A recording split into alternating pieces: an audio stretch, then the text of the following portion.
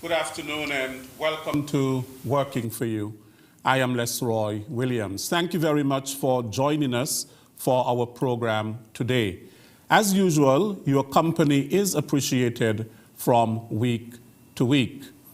Today we are going to be having a discussion on education, and I have in studio officials from the Clarence Fitzroy Bryant College, which is the premier educational institution here in the Federation of St. Kitts and Nevis. And I have in studio, I will start with my immediate right, the Vice President of Academic and Student Affairs, Dr. Moya Rotham. Dr. Rotham, welcome. Thank you. Next, I have the Dean of Division of Adult and Continuing Education, what we call ACE, Ms. Wanda Hughes, who is also executing duties for the Division of Arts, Sciences, and General Studies, what is referred to as ASGS. Ms. Hughes, welcome. Thank you. And I have the Assistant Registrar, Mrs. Kerisa Kelly. Mrs. Kelly, welcome. Thank you for having me. Right, now the Clarence Fitzroy Bryant College is an inescapable institution in the sense that everyone in St. Kitts and Nevis, or I would hope so, knows about the Clarence Fitzroy Bryant College. If they have not attended it, they know about it, or they would have had someone who attended the Clarence Fitzroy Bryant College. In other words, the college is very much part and parcel of our Kittitian and Nevisian society. It is felt, the graduates of the college, they are in several sectors within the society and so on. So the college plays an important role in our society. I have often heard people say, some people say, oh, there's no point in going to CFBC. Why go to CFBC? Dr. Rotham, why go to CFBC? Well, CFBC, I mean, it is a great educational opportunity at a lower price. That's here within the Federation. You also have the situation where you may have younger persons who may not know what they want to do, and so the CFBC offers young individuals leaving high school an opportunity to come and to explore, to make decisions about what they would really want to do later on. It is also a pathway for undergraduate degrees. So the college, it is a safe haven, if you would want to call it that, but one which is meaningful. It is also that place where individuals in our society who do not have the credentials to move on. I mean, we're talking about our older population. We do not only cater to those who are leaving secondary school, but individuals who do not have the necessary credentials and they want to even upskill. You know, the college is that place to come. There are those among us who are skilled individuals but have no certification. Of course, we cannot forget our technical and vocational division, and so the college is that place to come and get certified as it relates to persons augmenting, you know, their opportunities in that regard. And of course, you know, here at the CFBC, we say, you know, if you, whatever you want, just come and speak with us. We may not have the program, but especially through our division of ACE, businesses, you know, they need training, they need to put on a course. Come, we'll craft it for you. You know, so we are here to also customize based on the needs of the Federation. Now, education has been impacted severely by the COVID-19 pandemic. In fact, we have seen how students have been affected. We have moved from having classes, perhaps 100% face-to-face classes, to going online. Well, we've always had the online, but it's just that it has been exacerbated because of the pandemic. Students learning in the classroom and learning in general has been disrupted because of the pandemic. Educational institutions have had to make adjustments to the way that they give instruction and so on. What are some of the adjustments that have been made at CFBC, given the present climate that we have in terms of continuing to foster that high quality of education within the COVID-19 environment? So here at the CFBC, I'm glad, you know, Lesroy, you mentioned that it's something we have always done at the CFBC, and having served with us as a member of faculty, I know you are very much au fait with some of the things that we would have done. At the CFBC, you would have always had some online experiences, but the COVID has basically put us into that situation where we have had to be more, you know, we have had to formally operationalize the blended learning. So we have our face-to-face classes, but of course some of these classes have to go online, and this is of course to facilitate larger classes. It would have been a challenge because of course we have to cater to the needs of students, because there are some students who learn better face-to-face, but it all calls for a reorientation, which is what, you know, at the CFBC we do believe in adaptability, and so we have also had to help those students to transition into online modality. Students, we try at least to have students have at least once per week face-to-face where possible, but for our classes which are practical, you know, greatly practical, for example, our natural science classes, you know, those classes we have to cap those classes. We are looking at the CFBC classes have always been capped, but we have taken into consideration looking at capping some of those classes, basically to carry out the lab work in a safe environment. But outside of that, you know, we look at the fact that we have to measure our physical spaces, ensuring that we adhere to the COVID protocols. And of course, all of this that we do, it is governed by our CFBC COVID policy. We do have a policy which was crafted by Dr. Rondalyn Bradshaw and team. And so we are very very strict, and we have received favorable reviews from the NUC, you know, when visits are made.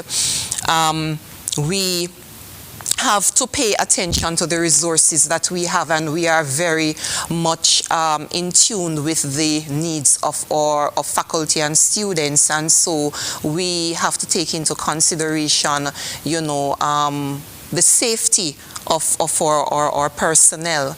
And you know, you have, for example, in our lab spaces, you know, they can accommodate so much, but at the same time we try our best And we are very much aware that for certain species, like our culinary programs, we have only 12 stations. The chemistry lab can only accommodate 30. Same thing for chemistry, for biology and physics. So, you know, we just try our best to work accordingly, and we are open, of course, to you know, suggestions from our faculty as it relates to making the necessary modifications.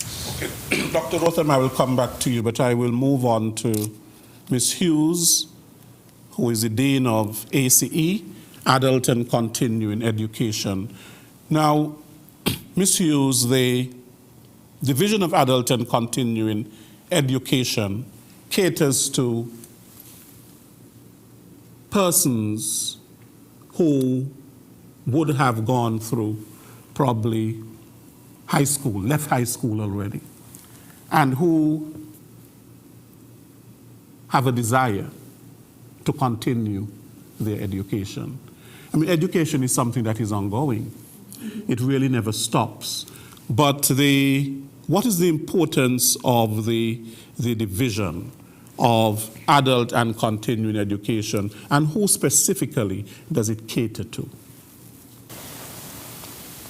Adult and continuing education is particularly important because unlike every other division at CFBC, we have no entry requirements. And so we can actually cater to anybody. And we do. We have students in terms of age range. Last year we had 14-year-olds to 50 plus. And then, of course, we get students who have the usual 5, 6, 7 CSEC subjects. And we have students who left school with nothing. We have students with work experience. We have some of them who they don't have any credentials. They have no work experience. So we are the division with everybody. We also even accommodate ASJ students when they complete, but they don't have all of their units. They can actually register in our classes and complete while they're working.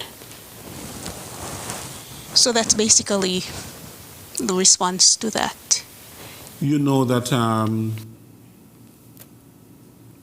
for various reasons, sometimes people did not get an opportunity to finish their schooling. Mm-hmm. Some of them realize that in order to advance within the society, they need to have at least a few subjects. Mm-hmm. They realize the importance of having some sort of a skill that is going to help them to move up in terms of their salary and their quality of life and all of that. Now, apart from the CSEC subjects that are offered, what sort of a skill-based subjects do you offer at ACE? In ACE, we don't offer a lot of skill-based subjects. We do, however, have a baking series where they can do, it's bacon, cakes and cookies, then cake decorating, and breads and pastries. Those are short courses, 8 weeks for each one. We also do, and this particular course will be on the schedule in September. It's the upskilling of office professionals. And it was designed specifically to deal with persons who would have maybe gone into the workplace before technology advanced to the place where it is, so they may not be ultra comfortable with what's going on right now. We also do, we have a motor vehicle course, servicing your vehicles. It was actually designed with women in mind, but we've actually had men go through that course as well. And I would mention, and this is actually a TechVoc course. TechVoc has the office administration program. There's actually an evening section so that persons who are working can actually come and do the associate degree. It takes longer because, of course, they're part-time. So there's that attempt, not just in ASGS, but in other divisions to accommodate older students, persons who are already in the workforce. There are also some courses in health and sciences. I think it's elderly care course, which caters for, and I think some of them are nurses, I know, but anybody involved in that particular area can take advantage of that. And again, it's done outside of the regular workday.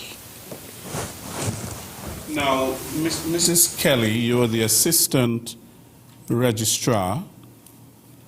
What is the application period and process for entering into programs at the college? Okay, so thank you very much for that question.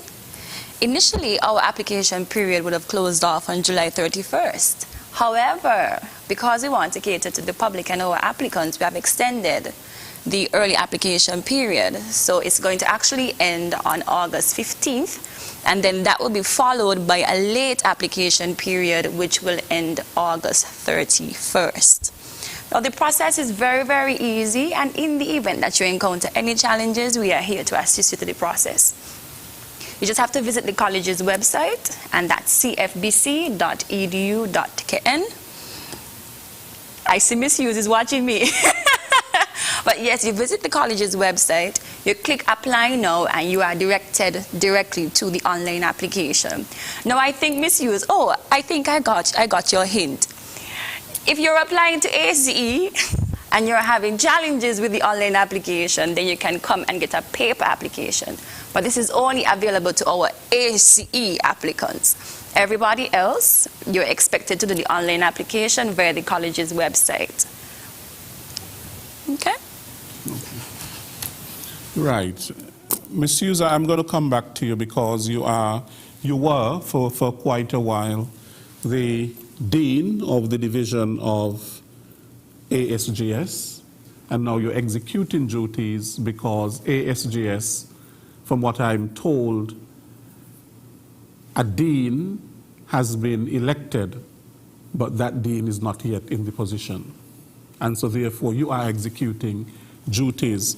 Now, ASGS offers both, CAPE, it's CAPE subjects. Now, what is the generally required for CAPE students in terms of their success and all of that? What is required?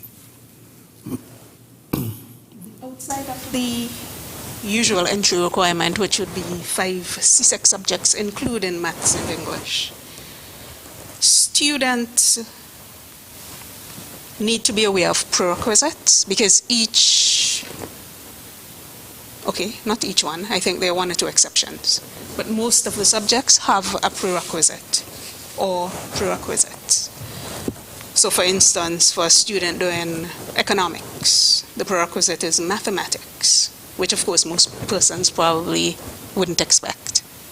And so they have to be aware of what the prerequisites are, because even if they're accepted into ACE, it doesn't mean they can do any and anything. Based on the prerequisites, they need to select wisely, because sometimes we have students who select subjects that they struggle with. And then when you look at the subjects they actually have, you realize if they had selected something else, they'd probably be excelling. They need to, attendance and punctuality are important. We very often have problems with attendance because students seem to think once they're there and, the semester is well on its way, they're free to come to 2 hours a week as opposed to 5, and so on and so forth. And that is problematic because usually you miss half an hour of an ASGS class and a whole lot of material would have been covered. They need class materials. And I'm talking textbooks, I'm talking going to the library to access material that's on reserve, actually using handouts that are given, and so on and so forth.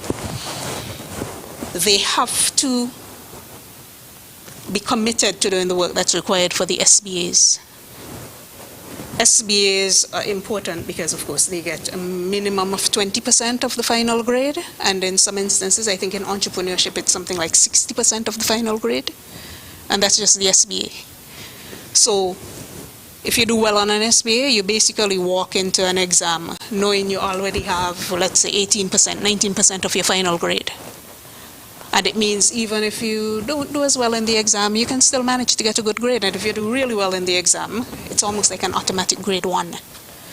So students need to understand that. They have to recognize that CAPE is not CSEC. I think we have students who come in and they think, I've done well at CSEC, so I'm going to do well at CAPE. That's not the way it works. They have to actually raise their level, because CAPE is a whole other level. And they have to work hard. Even the ones who are intelligent, highly intelligent, they have to be committed to doing some hard work. Communication is also important. We tend to have students who they have a particular problem and they don't communicate that issue to anybody. They don't speak to the lecturer, they don't speak to the dean. And so a lot of times when we pick up the problem, it's at the last minute. You know, you don't see SBA and you ask a question and you realize the problem was there for the entire semester, but nothing was said. So that's also very important. And something I'd like to mention is actually the quality of the grades. Now, CFBC accepts students based on CSEC passes, but the reality is that the students who have higher level passes perform better. When students come in with 5, 6, 7 grade 3s, they tend to struggle. So for parents and even the high schools, I think that information is important, that the students need to try to do as well as possible at the CSEC level, because that will then give them the foundation for the CAPE level.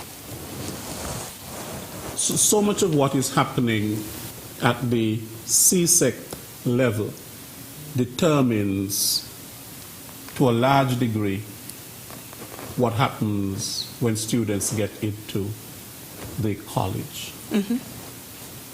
If students are not taught at the CSEC level to think critically, to be analytical, just to have all these subject passes, to learning by rote, then when they get into CFBC, and I have had that experience of students come in and they have 6, 7 subjects, but yet start asking them why. Start asking them to explain. Up to recently, one of my classes down at TechVoc, I still sometimes teach, and one of the students said to me, Mr. Williams, why are you just asking us to explain, to explain, to explain?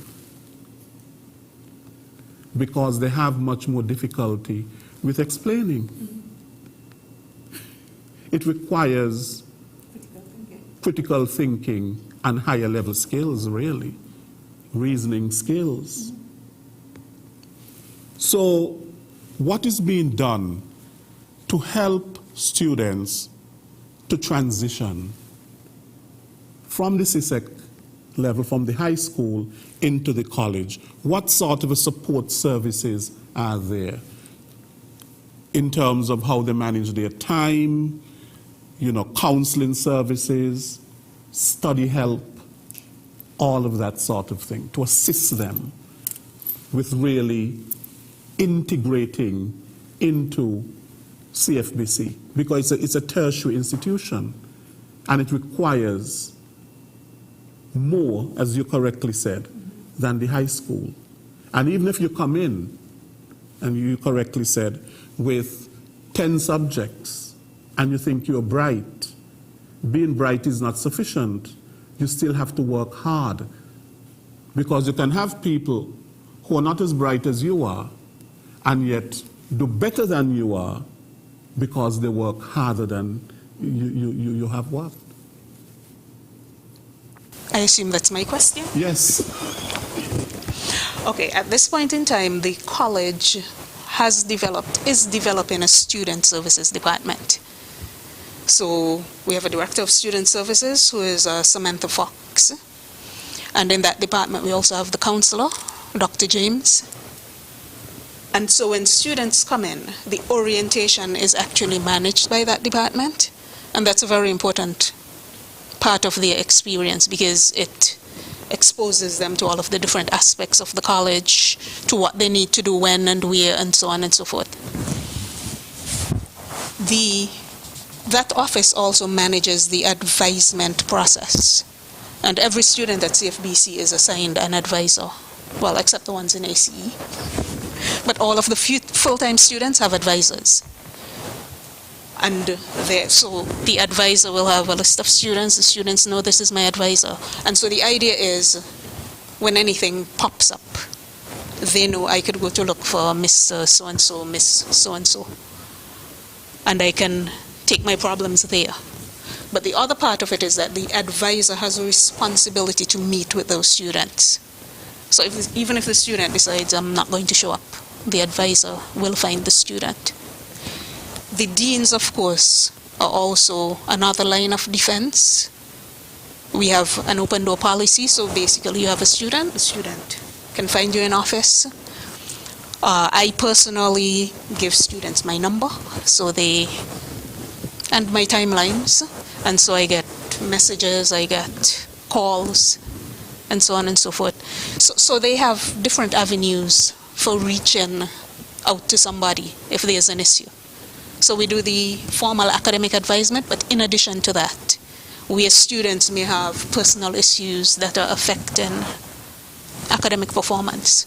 We're also open to that, and of course Dr. James will deal with the real personal problems that lecturers and deans may not be equipped to deal with. You know, the management of time is crucial. When you get to the college, to CFBC, you're now dealing with a semester system. You're not in a high school where you're going at 8 o'clock and finish at 3:30 and you have classes one after the other. And so there are times when you may not have a course, a class taking place. And you may think, well, look, this is my free time, and so let me go down in the square to line. And oftentimes you see students up and down in Bastille. And sometimes I wonder, why are they not in the library? So the management of time, Ms. Hughes, I think is crucial. How do they transition from that high school into the semester system? And it's not just about CFBC, you see it on university campuses and so on as well. How you manage. I'm not saying that you're going to be in the book all day, because you need some recreation, you need some play, you need to go to the parties and so on too, but it's the balance. I think it's striking that balance. I think that's where the advisement process is very important, because, and even the orientation process, because in orientation, it's one of the things that we talk about, that they no longer have an 8:30 to 3:30 school day where they're in class constantly. You may have only one class on a given day. And so that's where we introduce them to that idea of self-discipline, so that, you know, yes, I'm going to learn for an hour, but after that, I either need to go home and hit the books or go to the library and hit the books, as opposed to liming all the time. They get guidance about study timetables, study groups, those kinds of things, so that they're encouraged to, as you said, party, but at the same time, don't think because you only have maybe 16 hours in the classroom or 20 hours in the classroom, it means that you have the other 24 hours, if we're thinking in terms of a 40-hour week, as liming time. Because, of course, that would mean that when the exams come around, you won't be ready. And even in relation to coursework, and right now we have, in all of the divisions, we have continuous assessment. If they don't stay on top of the assessment, then at the end of the semester, they're going to be in trouble. And I think that ties into what Dr. Rotham said in the beginning when I asked why go to CFBC? Because then you introduce the semester system, and if you want to continue on to university, it's a semester system that you're going to find. And so therefore it prepares you basically for higher education. Right. Now, Dr. Rotham, the college offers teacher education. There's teacher education. There is the TVEMS, the Technical Vocational Education Management Division of the college. Some people think that ASGS is for the bright people, and TechVoc, what we refer to as TechVoc, is for the slower people. What is your take on that? And tell us the importance of really having a technical, vocational education. I remember the first year teaching at CFBC, and I had a group of students, all boys. I was at the technical division, and I said to them, whatever you do, do it well, and let no one tell you that your skill is worth less than that of anything else that anybody would want to do in academia. And I said to them, if I'm going to build a house and I'm going to tile it, I am going to start to get nervous, because when I think about the costs and all that is associated with it. And I say that just to emphasize that, we all have different competencies, and the lawyers and the doctors, they are not the only ones who are relevant. We need our agriculturists, we need our, we need everybody. We need our persons to make our furniture. We have a timber program. Air conditioning and refrigeration. All of these skills are important. And so my take on it is, whatever you do, do it well, because there is value in everything. And so it just depends on one's inclination. And even when we look at agriculture today, it is no longer seen as a discipline in which you just get your hands dirty. So much technology is incorporated with agriculture, and at CFBC we have an agriculture studies program.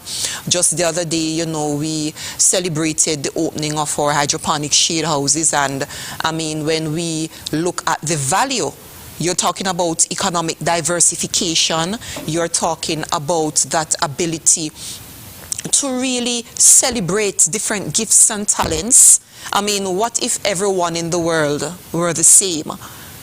It would be a boring place, and I think it would just be a monolithic construct. Nothing varied.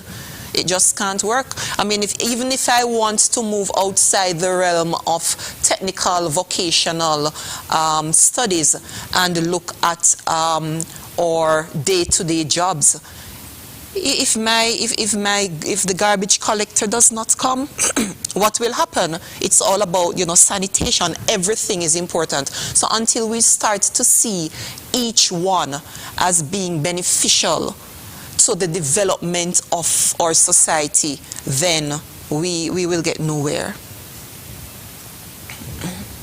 I'd just like to add that I don't know what happened back when, but nowadays, if you look at the applicants across CFBC, you'll see that TechVoc will have the students with 10 and 12 and 15 C6 subjects, just like ASGS, just like health sciences, just like teacher education.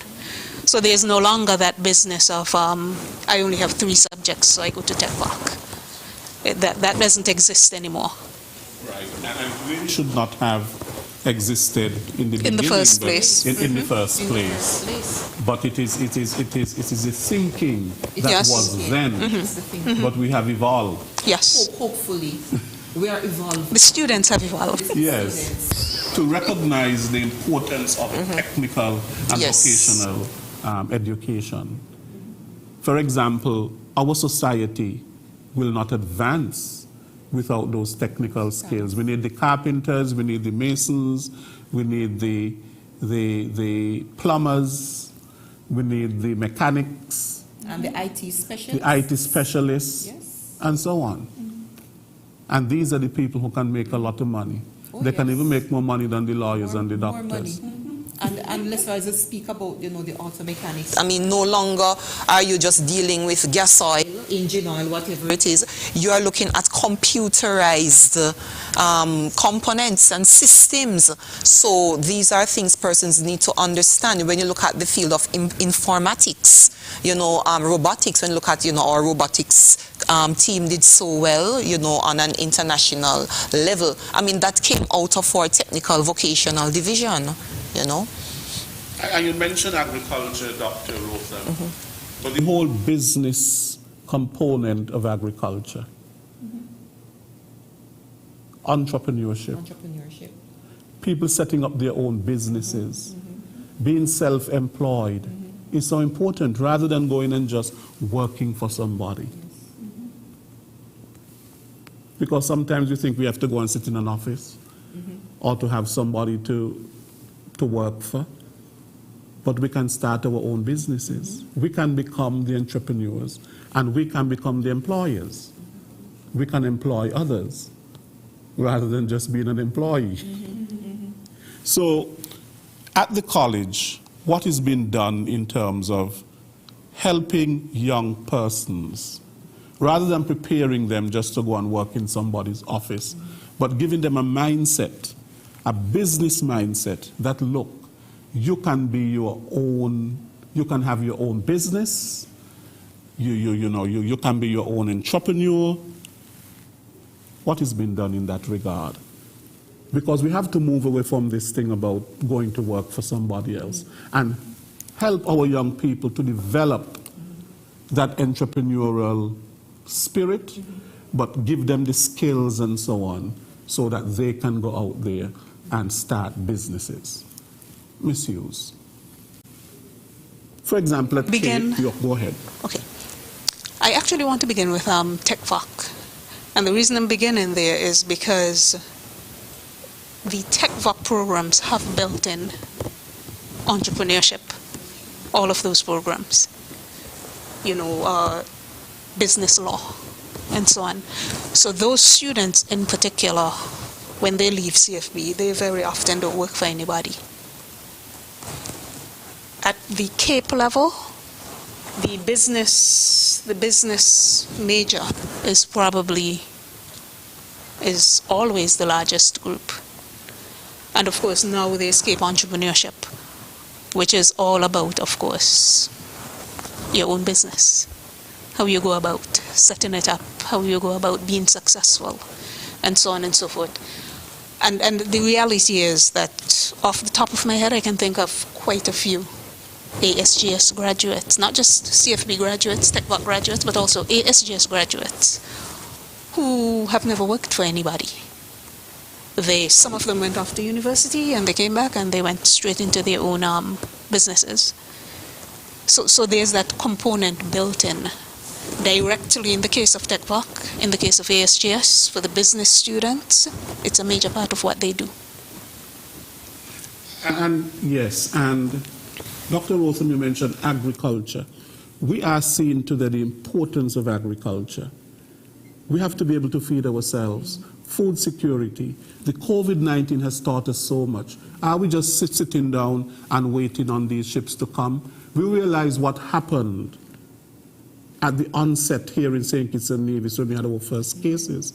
What was people's concern? Food security. That they were not going to have enough food.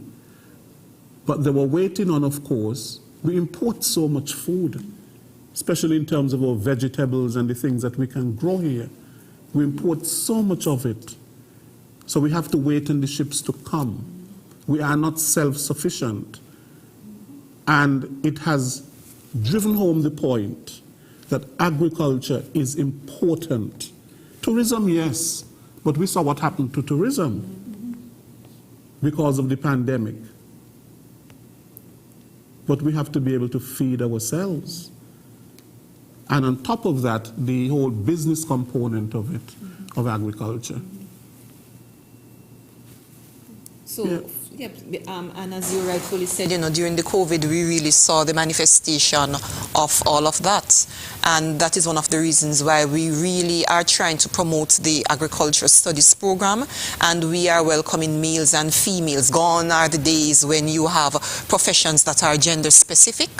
And we are hoping that we will have more persons applying to these programs and understanding that, you know, food security is very important, but you also have so many other branches of agriculture. So this CFBC, it's not the place to stop. It is the place, as I would have said, you come and use it as that stepping stone to go into more specialized study, so that, you know, you can come back and enhance the federation, you know, help to change mindsets, because that is what it is all about, changing mindsets. A lot now is being said about having, first this began by saying a STEM education, STEM, and then they put the A in there, STEAM. They didn't have it in there all the time, but suddenly they recognize the importance of that A, which is for the arts. And what emphasis is being given on this? Because when we're talking about, in terms of development, and development of countries, societies, there are certain areas that countries are focused on in terms of their national development. And you want to have people who are going to contribute to that national development, especially in certain areas.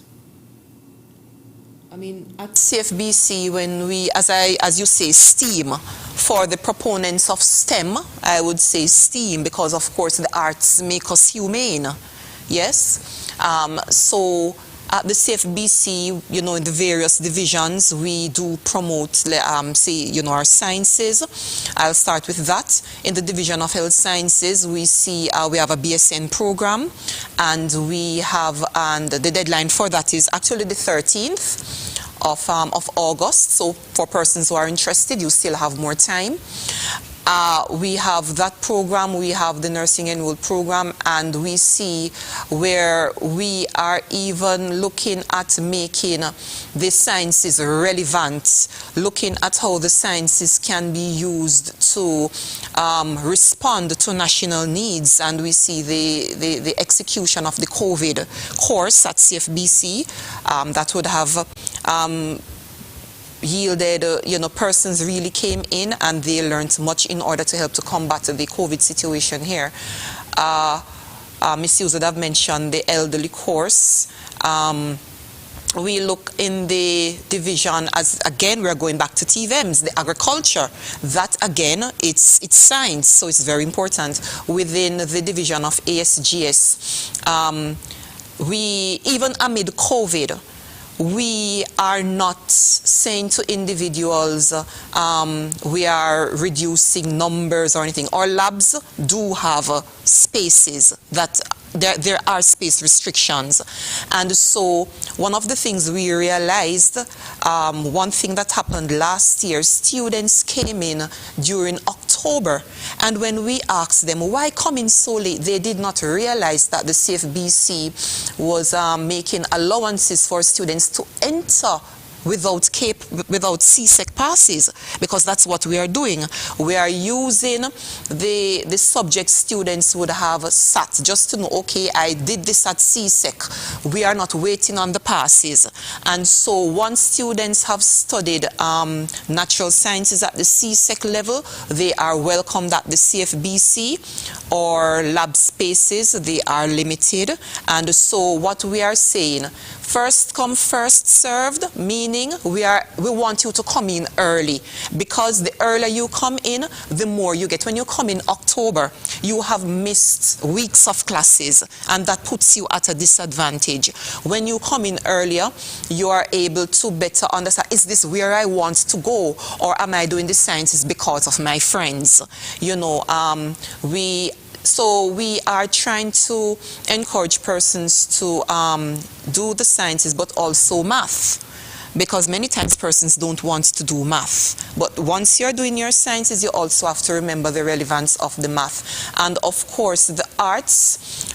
We do have our foreign language program, which many persons, they do not want to study foreign languages. They think it is so difficult, but we are very accommodating in that, you know, we will even try to modify, some teachers try to modify the schedules in order to welcome students into class. So we do recognize the importance of having a STEAM education. The same thing applies to the division of teacher education, where we do have a TVET. We do have a TVET program, so it's not just the primary and the secondary program, but there is a TVET program for persons who want to get that teaching certification in the technical and the vocational areas. Okay. Mrs. Kelly, Dr. Rotham mentioned that there is no CSEC passes. For example, people may think that if they don't have certain CSEC passes, they cannot enter into the college. No, she said that that is not so. So if people enter without certain CSEC passes, what is required of them while they're at the college?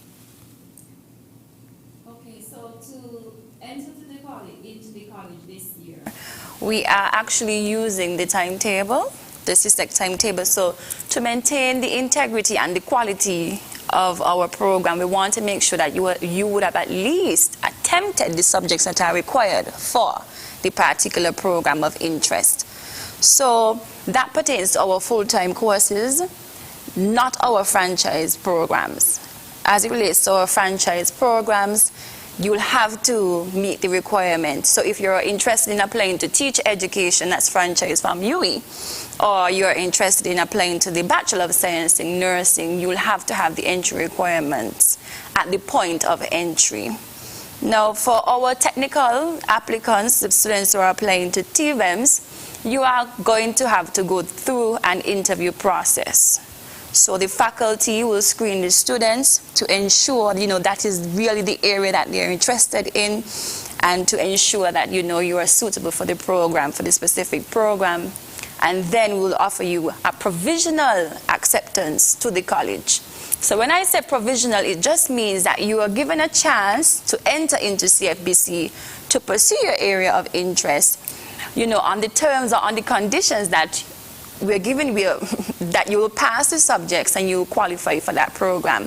Now, a question that we often get is, Mrs. Kelly, what happens if I fail? Am I going to get kicked out of the college?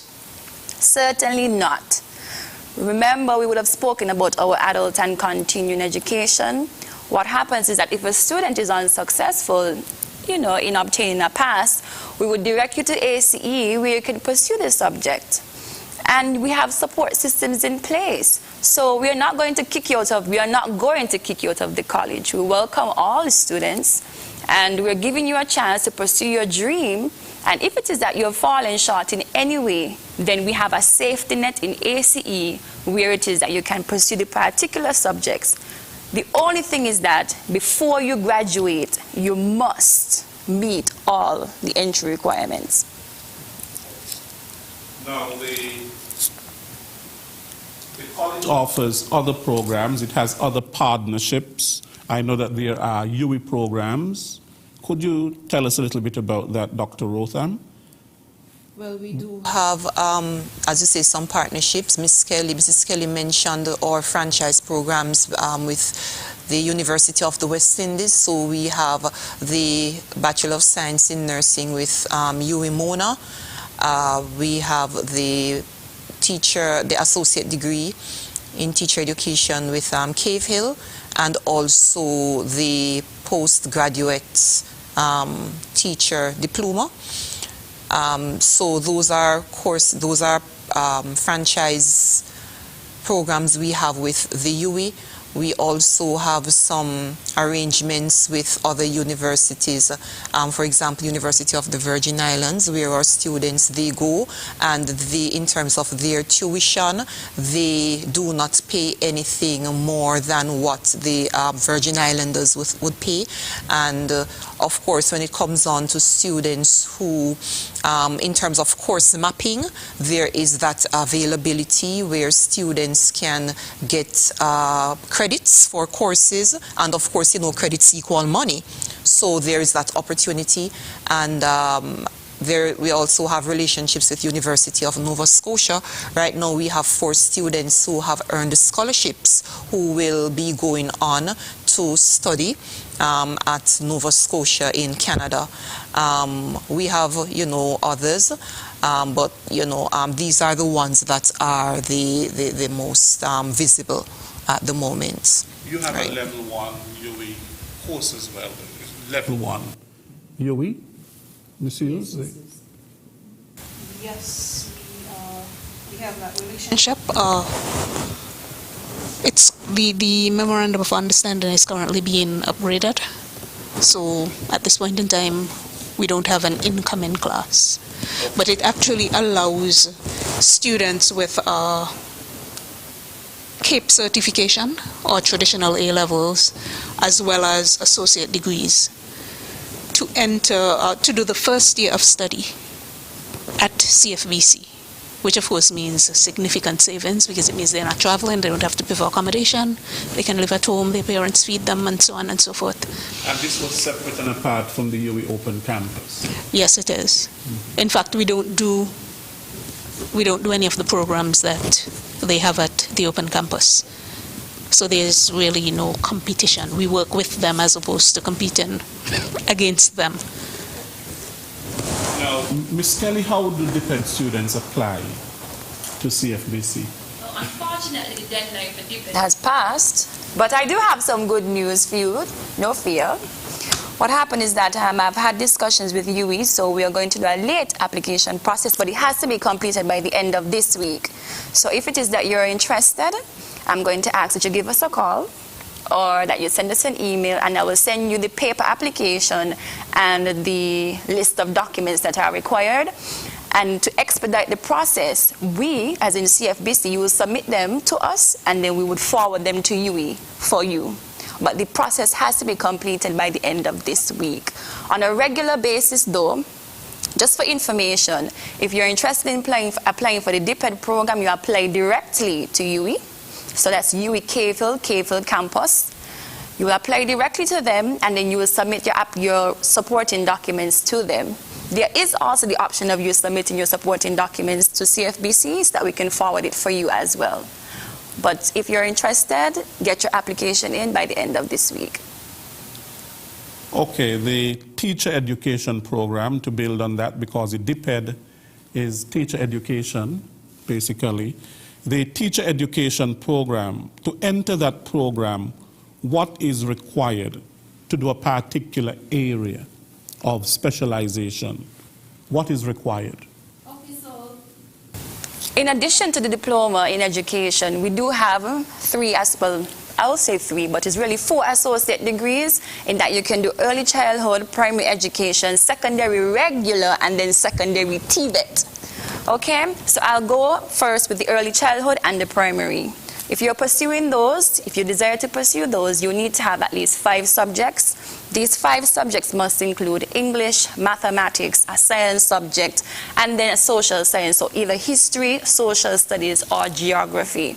If you are interested, however, in the secondary regular program, in addition to having 5 subjects, including English, no mathematics here this time, you would need to have at least 2 CAPE units in the area in which you desire to major in, and then at least 1 CAPE unit in the area that you want to minor in.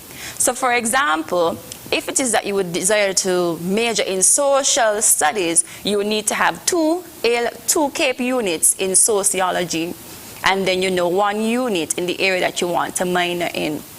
As it relates to the secondary TVET, you will need to have 5 subjects, including English and mathematics, and then a CSEC subject in the area that you're going to specialize in. So Dr. Rotham would have indicated that, we do have a TVET program. There are 2 options available there. You can do industrial arts, or you can do the home management. So for example, if you're interested in doing the industrial arts, you'll have to have something either like woodwork or technical drawing, something of that nature. Okay? Okay, and I'm getting a cue for Miss Hughes again. All right, so, and I love Miss Hughes because she really does cater to that adult crowd and the persons who may not have the entry requirements. There is the option of mature entry. So you might say, well, okay, Mrs. Kelly, I am 30 years plus. I enter the system, I don't have all the requirements, but I have at least 5 or more years of experience in teaching, but I don't have the entry requirements. You can apply for mature entry. The only thing is that you'll have to create a portfolio as proof that, listen, even though I don't have something on paper, the CSEC subjects, even though I don't have the qualifications, I am competent in delivering in this particular area. So that is why the portfolio is needed. So we do cater to the mature crowd if you don't have the entry requirements, but you have years of experience in teaching and you want to get an associate degree, then you can also apply to teach ed. Okay. Now, Ms. Hughes, ASGS, it's a 2-year program, and they have a CAPE diploma. Tell us a little bit more about that and the option. There's also an associate degree that one can pursue, and there's a diploma option as well. Tell us. Okay, as at the moment, because the CAPE program keeps evolving, so maybe it will evolve again. But at the moment, when students come in, ASGS is a 2-year program, and because of maybe I should back up. Students up until, I think it was 2019, would have come in and they would have done the CAPE associate degree. However, at that point, CXC upped the requirements for the associate degree to 10 units. The 10 units are not necessarily the problem. The problem is CXC also specified what subjects students need to do. And so the problem we ended up with was we have students who come in, they may have 7, 8, 9, 10 units, 10 CSEC subjects that is, but very often they do not have prerequisites for the courses that are required for the associate degree. So for instance, students must do an arts and humanities unit. We have students who come in and they have not done history, no language, no literature, no nothing. And so those students are not prepared to fulfill that requirement. And so because of that, what we had to do is we had to go back to looking at the traditional A-levels. So now when students come in, what they get in those 2 years would be the CAPE diploma. The CAPE diploma would consist of communication studies, Caribbean studies, and a minimum of 2 2-unit courses, which would be the equivalent of 2 traditional A-levels. However, we tend to encourage students to do 3 2-unit courses because some universities want 3 A-levels when you're entering. For students who have the relevant prerequisites, they may be able to pull off that associate degree in the 2 years, assuming that the timetable allows it, because sometimes that is the difficulty. The timetable doesn't necessarily cater for everything that they would need. So what we're encouraging students to do is, if it is that they want to continue and do the associate degree, come back for a 3rd year and do the extra units. And that will also allow them the time, if they're thinking about it from the very beginning and they realize, listen, I don't have an art subject, then they could always say, you know what, let me go to a class and do French, Spanish, literature, whatever it is. And then they will have the prerequisite to do it at the CAPE level, so that those 2 years they can prepare to do that extra unit. So basically what we've done is we've shifted to a focus on university entry requirements, since we cannot necessarily cater for the associate degree for all of the students. Now I realize that college, if you don't have math, college math is no requirement for the CAPE, is it? There are 3 maths courses. And what we're doing right now is we encourage all students who come in and they didn't pass their CSEC maths, they do integrated maths. And it's done over 2 years. So that will give them time to get the necessary foundation so that they can excel. The science students are encouraged to do pure mathematics. The business students are encouraged to do applied mathematics, in particular Unit 1. But the economics students, interestingly, really need Unit 1 of applied mathematics, and ideally either integrated maths or a unit of pure maths. So because we have those three options, it allows every student to find something that is relevant. Now, we also have, Dr. Rotham, hospitality. There's a hospitality section at the college. Of course, you know, tourism is our main product. Basically, it's our main income earner, and we have to prepare people for that sector. And there is the hospitality wing of the college. What can you tell us about that? The hospitality and the culinary programs, you do have a certificate program and an associate degree program. And these programs, they cater to students who want to serve in the hospitality sector, you know, culinary industry. And these are, it's not just to come and to learn to cook. That's not what the program is about, right? The program, it is about, it is where I always say to the director, it's where the arts meet the sciences, right? Because of course there is so much more to the hospitality and culinary program. And so students, they come in and it is an opportunity for them to learn the finer side to being a host, as well as to executing their culinary craft and, you know, honing their culinary craft. And we always lean on the expertise of those who are practicing within the industry. We do have our full-time lecturers who are experienced, but we also have adjunct lecturers who are in the field as well. And so that's one of the ways we try to make the program relevant, right?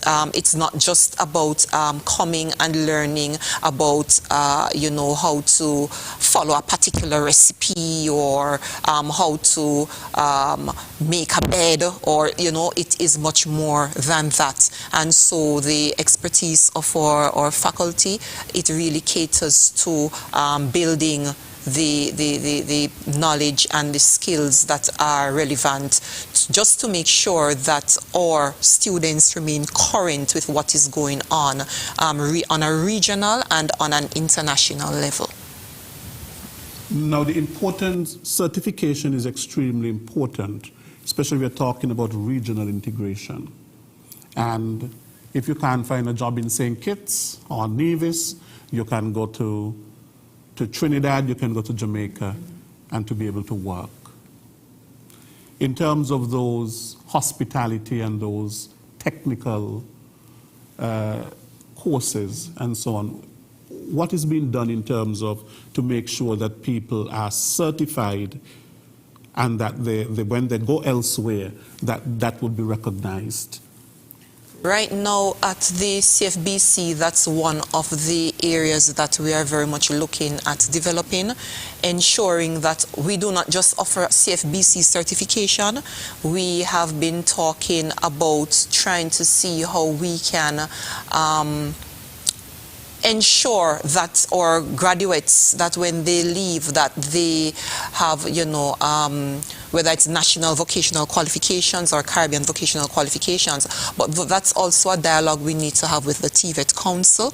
And so though that is being explored, most recently our curriculum development officer, Mr. Lesroy Williams, he was very instrumental in spearheading CFBC Workforce Needs Assessment Survey.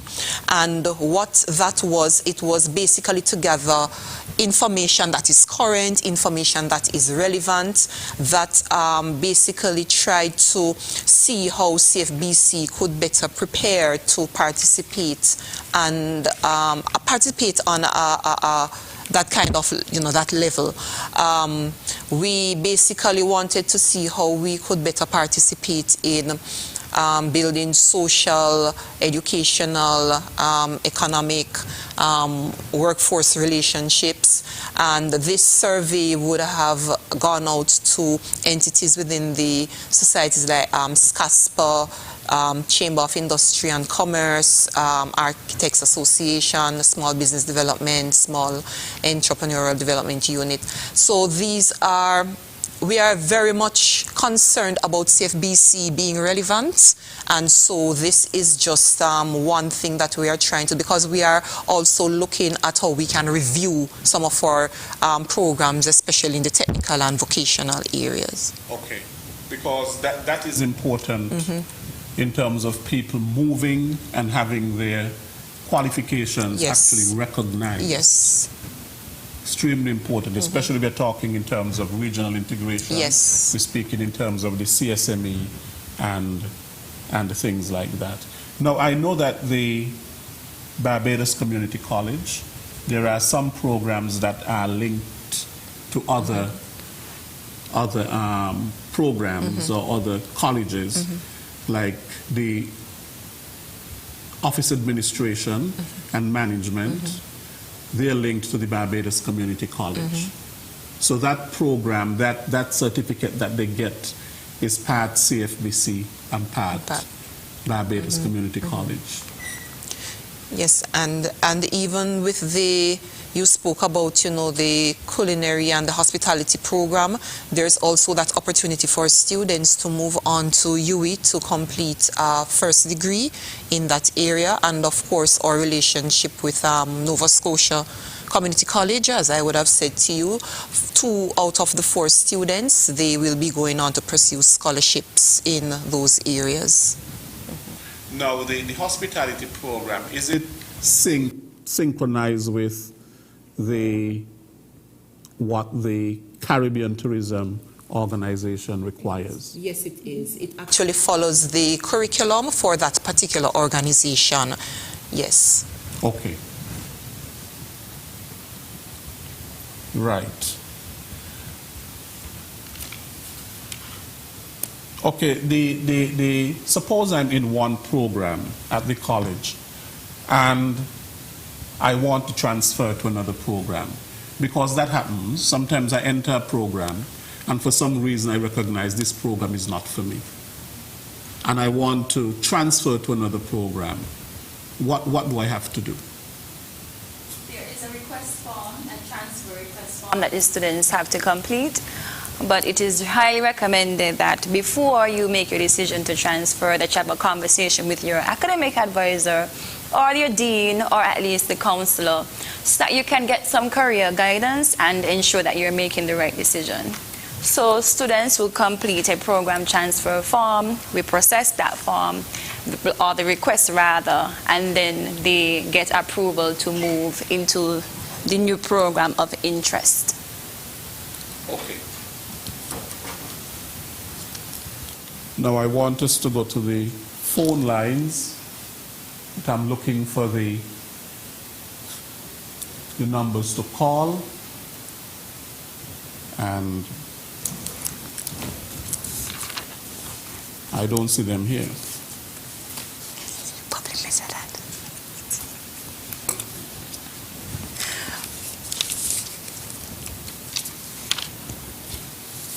Okay. We'll continue.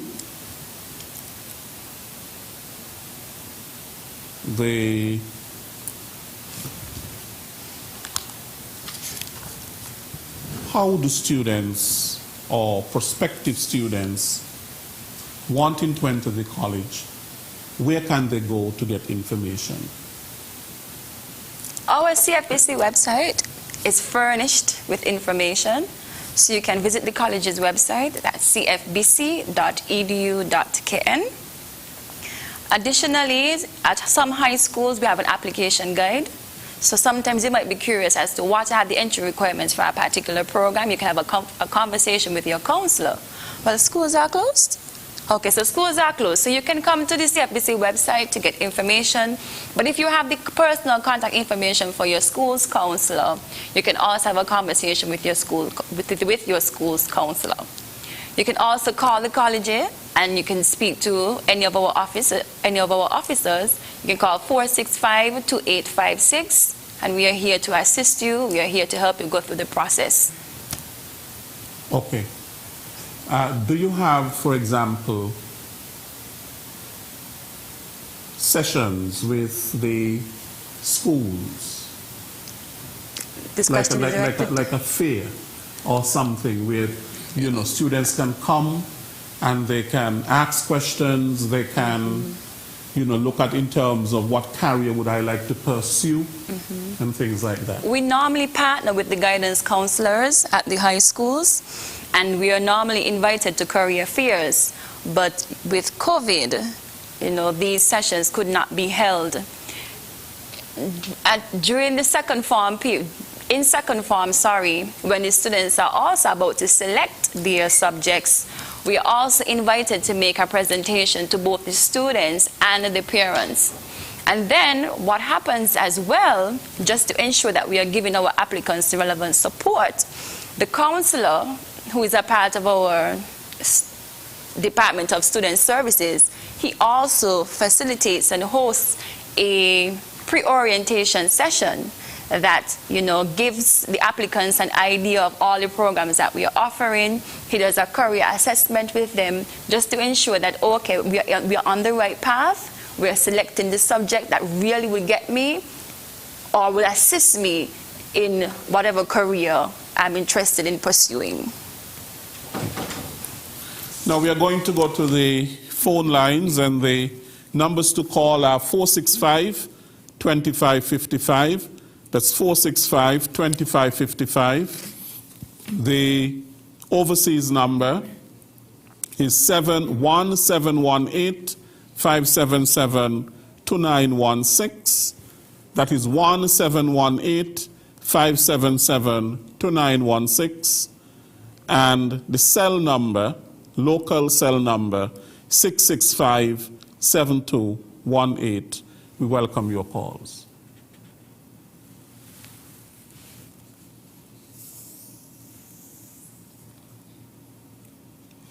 Okay, we have a postgraduate diploma in education. Recently, I've also heard about a master's in education. So we've jumped from the postgraduate diploma in education to a master's in education. What happened to a bachelor's in education? The bachelor's in education, it is an area that is... We have been exploring it, and so along with the dean, Dr. Pennyfeather, who is very enthusiastic about ensuring that this is made available to the Federation, we are now looking at when is the best possible time to start this program. And I do know that the CFBC Board of Governors, they are also very much focused on making this happen, and so it is just a matter of time before we do get word to the public as to when this will be offered. So there has already been acceptance from the university and all of that to carry out this program? We are very much in contact and communication with Cave Hill. Yes, and so it is in terms of the options, what is needed, all of that is being worked out. Now, who is the postgraduate diploma in education for? The postgrad diploma in education. This is for our professionals, persons who would have gotten first degrees or, master's degrees. We have had persons with doctoral degrees who are in the system, in the education system, working, but they do not have any pedagogical training. And so in an effort to fine-tune their pedagogical skills, they decide that it is indeed worth the while to pursue studies and training in this particular department. And so it is a one-year program that is it is focused on the craft of teaching rather than the content, but you know, the methodology and all of that. So it is for that individual who has already you have the content, but you want to be more in tune with the skills within the classroom. So it is graduate studies. It's, if you want to call it, yes. It's graduate studies, so you'd have already had a first degree minimum. What's the difference between that? Does it carry more weight than just the normal teacher education where you do the 2 years at UWE? It carries more weight because it's graduate studies? It's just professional. It's professional certification. So if it is, you have programs. Say you were to get what you call it now, bachelor's in education. Let's say you have a bachelor's in education, as opposed to getting a postgraduate. It's just that you would have, for the postgraduate, you would have chosen the route of getting degree in a content area. So for example, you'd have gone and gotten a degree in literatures in English, but you did not seek to enhance your teaching skills. You want to be more in tune with that. Then you pursue that. It's just professional certification. Which is required for teaching. For teaching. In a particular area. In a particular area. And in some cultures you would hear them, they talk about the trained graduates, because there is indeed that distinction between if you're a trained graduate as opposed to you're a graduate teacher but you are not trained. So you have the content but you are not trained to become a teacher. There is that distinction when you get that postgraduate in education. In other islands you may have four-year teacher education programs where you leave a fifth form and you just go straight into into teacher training, but that is also content and methodology. The postgraduate program, it is just 1 year. It is done on the assumption that you already have the content, so it's just to hone your methodological skills. Ms. Hughes, you wanted to say something? I see you. Okay, I know in some countries you cannot teach unless you are teacher trained, especially in some of those developed countries. Even if you have a PhD and you don't have that, you use that term, the pedagogy, and you know, the whole professional certification, they will not allow you into the classroom to teach. Yes, because it is, I mean, would you trust someone who says he's a doctor without having gone to medical school? It's like your license. It is your license. That really is what you would say, that you are a teacher. Yes. And as we move forward to the professionalization of the teaching profession, these are things that we have to look at, and we really have to ensure that within the Caribbean we are on par as it relates to to teacher certification, because of course in some countries you have to be recertified.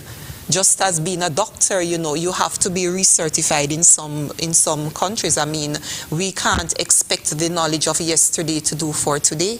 Things change. Now, Ms. Hughes, in terms of registration for CAPE exams, you know, that area, what can you tell us about that? Registration for CAPE exams would normally, in ASGS, it tends to be a little bit earlier, so it may begin in October, late October. In ACE, it begins in mid-November. and it goes down into December. Even if we have a cutoff date, the reality is that we're going to ensure that everybody's registered. So even if they're late, we'll still accommodate them. However, the system closes on December 31st. So we usually close around the 17th, 16th of December, and students must be registered by that time. So basically what we do is, one of the reasons we have that extended period is we try to accommodate the pay period. So if persons are paid monthly, there's a pay period in there. If they're paid bi-weekly, pay periods are there. We can't really say what the fees are because, of course, the fees could change at any time. They are CXC fees. So we charge what we are told that we should charge. This year, on next registration period, there's going to be something that's a little bit different. Because of all of the COVID issues, this year students were allowed to defer exams. This means they will not pay for those exams for the next examination system. However, it's important that they know that they have to register. Okay, we will not know X person. So they are going to have to complete the registration form. Even if they've deferred all of the subjects, they must complete that registration form, or we may miss them completely. Some of them will probably remember this person deferred exams. For the ones who deferred maybe one exam or two, but they actually wrote exams, they will actually only pay for the subjects, the additional subjects. So that is going to be something that's completely different this year. We don't know if it will continue after this year, but there will be that. Okay. Now, in terms of I know that there's also a program at the college called the Performing Arts. Is that offered in Cape? Because that is another area for our young people. Currently, no. It's not been offered. Okay, we lost our lecturer, so. Okay, but it was being offered at Yes, one it was. point. Okay. So you lost a lecturer. Is there any vacancy out for a lecturer in performing arts? Do you have vacancies? There are people out there who are looking for jobs, you know, in terms of the human capacity at CFBC? It's one of those programs that, I mean, the performing arts. We offered only one component, which was dance. So the hope is that when it is revisited, we can also look at theatre and music and make sure that CFBC has a robust performing arts program, you know. Because But you it already wasn't offer, you already offer the culinary arts, which is one of the arts, really. So you have the performing arts, which is drama and all of that, theatre. Yeah, theatre. You have dance. As Miss Yu said, we would have offered Music, but, you know, yeah, to make sure that it's robust. And, I mean, all of these things, we also have to have dialogue with the schools, because you find so many persons, they may play an instrument, but they have not done Royal School music. And that is very important, you know, having to do the examination. That is very important. You know, that certification in music, it is important. That was the difficulty we had with the music. Yeah. Because the students have to do composition, music composition, and we had a group of students and only one had done Royal School of Music, the theory. The others had not done theory at all. And so it made it almost impossible. In terms of the extracurricular activities at the college, because those are extremely important, what are some of them? Well, we have, of course, our Perpetual Literary and Debating Society. We have the History and Heritage Club. We have a Science Club. There is also a Photography Club. We have Toastmasters as well. COVID would have come and caused much disruption, and so I know that that is one aspect of college life which would have been interrupted. I know that some of the clubs, they still tried, and they tried to meet, etc., but COVID really had a devastating effect on the social aspects of college life in that regard. I know the debating society, the CFBC Literary and Debating Society. I think it's an extremely important group. I know that Ms. Hughes has had a lot of work and time put into that, because it just goes along with what a college student should really be about. The ability to think critically, to debate, to research, to put forward an argument, to look at things from issues from different perspectives, look at every side, and so on. So I think that is one of the clubs at the college where students can become well-rounded. It helps them as well with their public speaking skills. It's basically everything, the ability to listen, to think on your feet, all of those things that you really would like to see in a college student, really.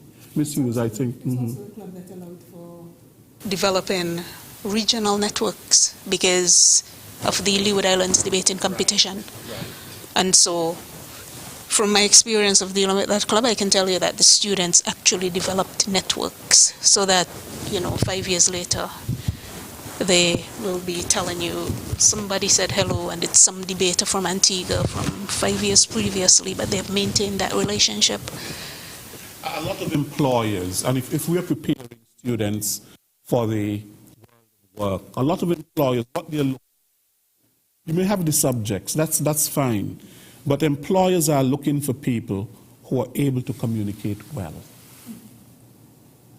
Speaking skills, writing, those things are extremely important. And sometimes I may deem them even more important than just having these subjects. Because if you have all of these subjects and you're not able to communicate well, to speak well, to write well, to relate well to other people, then it's a problem.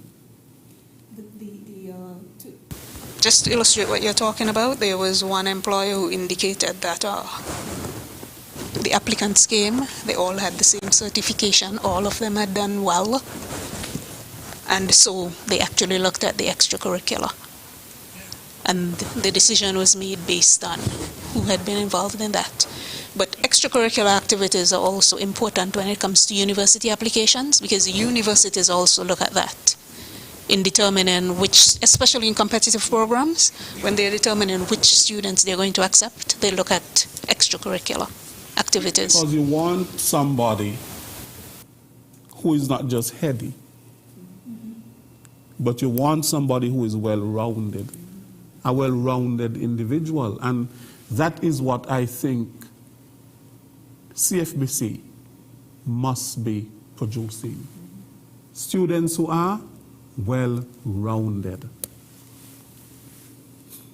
A holistic education. You began holistic development. And to me, that's true. And that is what education is. Otherwise, what is it? What purpose does it serve? And that is why I would have said, we are looking at the review of our programs, because we do need that. We can be more relevant within our society, even as it relates to, I suppose that would have been about the division of TVEMs, but even college-wide, in terms of students and their, if you want to call it, their employability, looking at, those courses, as you say, the critical thinking skills. I often say to students, these are the things that are going to separate the sheep from the goats. You know, because if everyone is coming with the same number of passes, and you must have something that distinguishes you, you know. And also being ethical. I think that is extremely important. We need to producing people in our society who are ethical. So many times we have persons in our society, whether they be professionals, whether they be politicians, whether they be whatever profession, but they are not ethical. And that makes the difference. Because to educate minds and not educate people in morals is basically you're producing a menace for the society. That is what is happening. Because we may have a lot of intelligent people, educated people, but how ethical are they? Are they educated criminals? Are they involved in all kind of hanky-panky behavior that really goes against what a holistic education should really be about? And to me, that is critical in terms of what institutions are producing. Not just people who are bright, who may have a skill, but people who can do the right thing ethically. Persons of Integrity. Integrity. People of integrity. Ms. Hughes, would you agree with me? I agree with you, and that area is well, there's an attempt. I don't know if the attempt is necessarily successful to cover some of that in some of our general education courses, areas like Caribbean studies, and I think TechVoc would have courses that speak more directly to that issue. Ethics. Ethics, which is moral philosophy, basically. Which should have been one of your courses. Yes, it is. Yes. It is my course, Yes. my area. That's why I can Yes, speak I about know. it. You know, but Maybe there isn't enough of a focus, but there is some focus. because at the end of the day, that is really what makes for a society. The integrity of the society. How conscious are we in terms of how we treat other people? For example, our tolerance, our respect, the manners that we have, our compassion for others, the ability to respect differences. I'm not you and you're not me. But we can live together in society and so on. Those are the things that really speak to education. And which the school... The education system really in and of itself cannot do alone, because, you know, education, the entire thing needs to be seen as an ecosystem, which is why when we look at some societies and we marvel, it's not just about the school. It is about the philosophy that guides the nation, you know, because as I say, it is an ecosystem. So the home, the church, everything merges. Everything comes together. Everything comes together and plays a part, because the colleges, the schools, they're an important part of how we socialize people. It's not just about people learning a skill in terms of, you know, woodwork or whatever the case might be, but who you are as a person, your whole human development as an individual. That is what really makes a society a society. Is there anything else you would like to say before we go? Anything that you want to add that you may have thought that was not covered? Mrs. Kelly? Closing thoughts. So we want to thank you for joining us and for listening today. Just a gentle reminder that the early application period has been extended to August 15th, and this will be followed by a late application period which will end on August 31st. Ms. Hughes, do you want to say something? I think if there's one thing I would say, it would be in relation to the ACE fees. Most people seem to think that our fee, which is $375 per semester, relates to a single subject. And that's not the case. In relation to CSEC, it is $375 per semester for any number of CSEC subjects. So if you're doing one subject, it's $375, but if you're doing 3 subjects, it's also $375 per semester. So that's something I would like to clear up so that persons understand that it is probably the best game in town because it is super cheap. For me, I would just like to encourage applicants, just remember that you do not need to wait on CSEC passes, CSEC grades rather, but apply, and when you come in, you will have that opportunity to fit within an appropriate program. We are not doing anything different from what we would have done in years gone by as it relates to the number of students. It's just that we are trying to say that with the COVID restrictions, we have to make sure that if we have 12 stations in the kitchen, we have to keep 12 stations in the kitchen.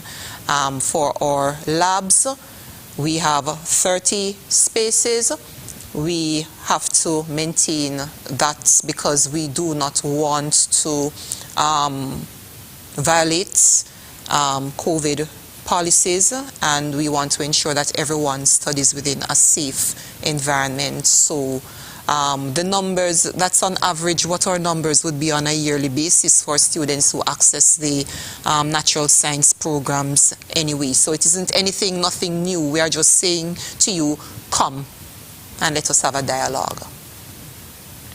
Yeah, it's a real challenging time for education at this time, especially with the COVID-19 pandemic. Some persons are behind in terms of instruction because of, they've lost time and so on, and they have to play catch up. And nonetheless, we cannot underscore enough the importance of education, that it is important to our whole holistic development, the development of our society. Without it, basically, we have a problem. And the CFBC, striving for excellence, that's the motto of the CFBC, striving for excellence. And it is an institution that strives to do that and to instill in every student that enters the gates of the CFBC that they must strive for excellence. And so I want to thank Dr. Moya Rotham, the Vice President of Academic and Student Affairs, for the work that she's doing at the college to help students to strive for that excellence. Also, Ms. Wanda Hughes, who is the Dean of the Division of Adult and Continuing Education and former Dean of ASGS. She is executing duties for ASGS at this time. Thank you, Ms. Hughes. You are now part of the walls up at CFBC. You've been here for such a long time, and you have made such an You know, an important contribution. Thank you for coming and sharing with us today. And Mrs. Carissa Kelly, our assistant registrar, thank you so much for the work that you do. And you're the people who work hard and who continue to make CFBC really shine. And that is extremely important. You need all the support that you can get, all the encouragement that you can get, all the resources that you can get to be able to carry out your work. Thank you for coming. Thanks for having us. You have been listening to another edition of Working for You. I want to thank all of our listeners to today's program. Thank you very much. We continue to appreciate your company from week to week. Next week, we will be back with another edition of Working for You. Until then, I am Lesroy Williams. Take good care.